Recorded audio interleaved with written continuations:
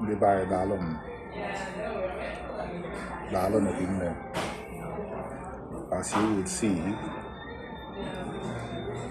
I shared a picture. If you are familiar with my work on Facebook, I shared a picture of the founding Prime Minister of the State of Israel, David Bengurion. He was a man among men, like my own father, Joseph A. Ilona, Moketegete. 9 men in one. That was what my father was. Bengurion, on an international level, was also 9 men in one. I shared a picture of this great man who midwifed the state of Israel, and when his time in office was over, he went home and worked in the library. I shared a picture of where he was lying down on the grass with regular Israelis, and I used it to send a message to the great Hebrew people that work with me. Some of the 10,000 that I'm looking for. Some of the 10,000 that I'm looking for. I shared the photograph with them with a story. I told them that in this postmodern era, we have not been blessed with people like these who rose to positions of leadership. The one that everybody says came closest is Dr. MI Okpara. They called him a man of the people. He did a lot of good things. We still mourn his passing. We still regret that Okpara is no longer with us, but I don't think Okpara was in the same class with David Bengurion. And remind me before I conclude this story to tell you how you could find an Ibiri or Igbo name inside his name Bengurion. Yeah, Okpara was lauded to be a man, was lauded for being a man of the people. But there are 1 or 2 things that Okpara did that got me asking questions. They say that when Awolowo got into trouble because, he was feuding with Ahmadu Bello and Tafawa Balewa, that MI Okpara used your funds and my funds, the funds of the Eastern region, to give his wife a Mercedes-Benz car and put her on a salary of a minister.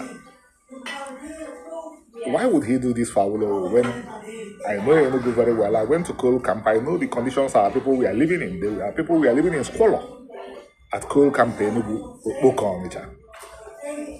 He did this because Awolowo's wife was, quote, an elite like himself.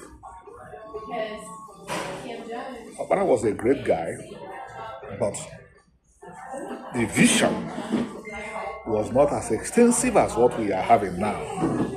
The insight was not deep like what we see today.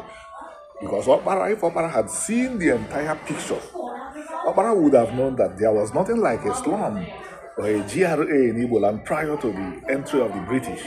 So when he got into power, he should have been taking us back to that, not in entrenching the anomaly that had grown up by, a Mercedes, when our people were living in coal camp. I don't want to say anything about the character of Awolowo himself, but I just used the story of using, maintaining elitism to say that Okpara was not in the same category with Bengurion. But then, let's analyze the name Bengurion. Most speakers of modern biblical Hebrew will know only Ari or even Kfi as the word for lion. But there's also another word you even find in the Bible. It is go. I'll use the pronunciation which is closest to a Keik Hebrew, go. Ago. Ago is the Hebrew word for the large cats. Generic name for cats. And in biblical and modern Hebrew, it is go. While in Igbo, Ago, go. Ago stands for the same. When we decided to root out the falsehood that Igbo language is a Kwa or a Niger Congo language, we knew we were taking on a Herculean, but in some ways an easy task. It's not that the evidence is not lying everywhere, but it's that due to our colonial experiences, a lot of our brothers and sisters suffer from trauma. So they throw in confusion, they annoy the workers. We can cope with non-Igbos. We can cope with hate by non-Igbos. We can cope with hostility from non-Igbos. But anybody who still maintains an omonga among us that tries to throw spanner into our works annoy us because we are doing what he should be doing.